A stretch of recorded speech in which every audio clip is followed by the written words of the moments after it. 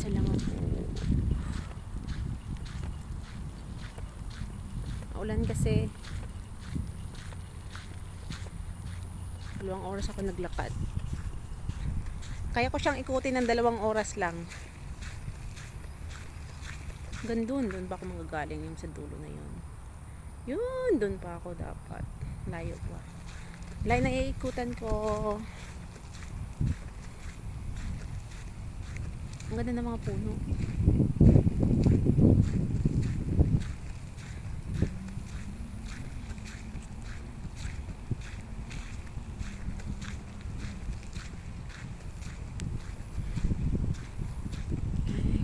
Sarap muha ng isda dito.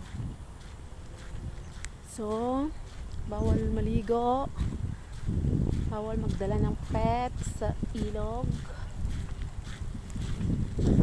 Okay.